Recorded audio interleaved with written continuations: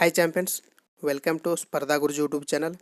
ಈ ಒಂದು ಸೆಷನ್ನಲ್ಲಿ ಏನು ಮಾಡೋಣ ಅಂದರೆ BSF ಕಾನ್ಸ್ಟೇಬಲ್ ಇವು ಹಲವಾರು ಹುದ್ದೆಗಳನ್ನು ಕರೆದಿದ್ದಾರೆ.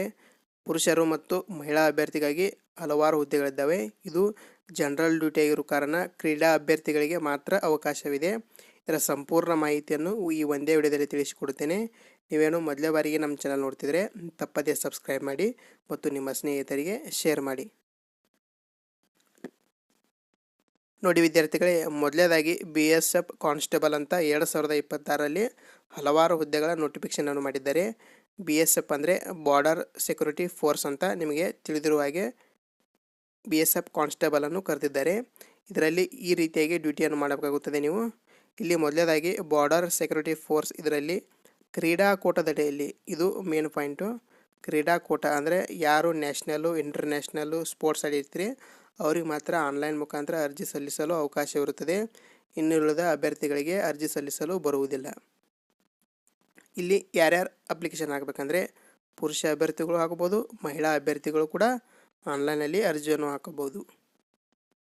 ಇದಾದ ನಂತರ ಈ ಹುದ್ದೆ ನೋಡೋದಾದರೆ ಇದು ಕಾನ್ಸ್ಟೇಬಲ್ ಹುದ್ದೆ ಜನರಲ್ ಡ್ಯೂಟಿ ಆಗಿರುತ್ತದೆ. ನೀವು ಸೆಲೆಕ್ಟ್ ಆದರೆ ಎಲ್ಲಿ ಅಂದರೆ ಭಾರತದಾದ್ಯಂತ ಕರ್ತವ್ಯ ನಿರ್ವಹಿಸಬೇಕು.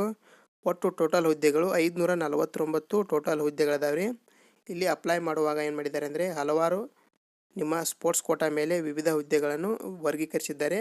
ಅದರ PDF ಅನ್ನು ಕೆಳಗೆ ಡಿಸ್ಕ್ರಿಪ್ಷನಲ್ಲಿ ಲಿಂಕ್ ಕೊಟ್ಟಿರ್ತೀನಿ.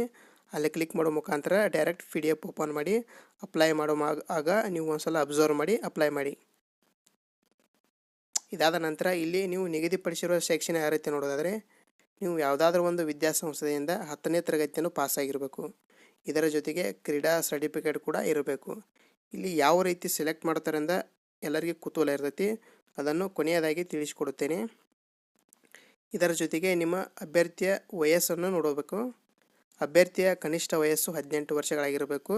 ಗರಿಷ್ಠ 23 ವರ್ಷ ಮೀರಿರಬಾರದು. ಆದರೆ SC ಮತ್ತು ST ಅಭ್ಯರ್ಥಿಗಳಿಗೆ 5 ವರ್ಷ ವಯೋಮಿತಿ ಸಡಿಲಿಕೆಯನ್ನು ನೀಡಿದ್ದಾರೆ. ಯಾವ ರೀತಿ ಅಂದರೆ 23 SC ಅಭ್ಯರ್ಥಿಗಾಗಿದ್ದರೆ 5 ವರ್ಷ ಎಕ್ಸ್ಪಾಂಡೇಷನ್ ಕೊಟ್ಟು 28 ಒಳಗೆ ಕೂಡ ಕಾಲಾವಕಾಶನ ಕೊಡ್ತಾರೆ. ಅದಾದ ನಂತರ OBC ಅಭ್ಯರ್ಥಿಗಳಿಗೆ 3 ವರ್ಷ. ಈ ಹುದ್ದೆಗಳಿಗೆ ನೀವು ಆಯ್ಕೆ ಆದರೆ ಪೇಮೆಂಟ್ ಎಷ್ಟಿರುತ್ತದೆ ಅಂದರೆ ಮೊದಲನೇದಾಗಿ 21,700 ಬೇಸಿಕ್ ಇದೆ.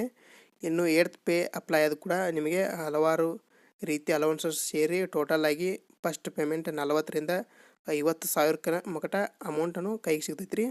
ಹಾಗಾಗಿ ನೀವು ಅಪ್ಲೈ ಮಾಡೋದು ತುಂಬ ಸೂಕ್ತವಾದ ಸಮಯ. ಇಲ್ಲಿ ಯಾವ ರೀತಿಯಾಗಿ ಆಯ್ಕೆ ಮಾಡ್ತಾರೆ ಅಂದರೆ ನೋಡೋದಾದರೆ ದಾಖಲಾತಿಗಳನ್ನು ಪರಿಶೀಲನೆ ಅಂದರೆ ನೀವು ಡಾಕ್ಯುಮೆಂಟ್ ಏನು ಕೊಟ್ಟಿರ್ತೀರಿ ಫಸ್ಟ್ ಅದನ್ನು ಚೆಕ್ ಮಾಡ್ತಾರೆ.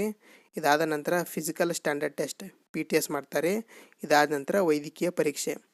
ದಾಖಲಾತಿ ಪರೀಕ್ಷೆಯನ್ನು ಯಾವ ರೀತಿ ಮಾಡ್ತಾರೆ ಅಂದರೆ ಮೊದಲು ನಿಮ್ಮದು ಶೈಕ್ಷಣಿಕ ಅರ್ಹತೆ ಮೇಲೆ ಏನು ಮಾಡ್ತಾರೆ ಅಂದರೆ ಶಾರ್ಟ್ ಲಿಸ್ಟ್ ಬಿಡ್ತಾರೆ.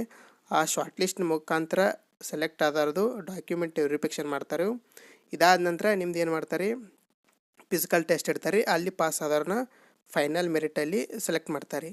ಫಿಸಿಕಲ್ ಸ್ಟ್ಯಾಂಡರ್ಡ್ ಟೆಸ್ಟ್ ಅಂದರೆ ಏನಿರ್ತದೆ ಅಂದರೆ ಪುರುಷ ಅಭ್ಯರ್ಥಿಗಳು 170 ಸೆಂಟಿಮೀಟರ್ ಇರಬೇಕು, ಮಹಿಳಾ ಅಭ್ಯರ್ಥಿಗಳು 157 ಸೆಂಟಿಮೀಟರ್ ಇರತಕ್ಕದ್ದು. ಇದು ಕಡ್ಡಾಯವಾಗಿ.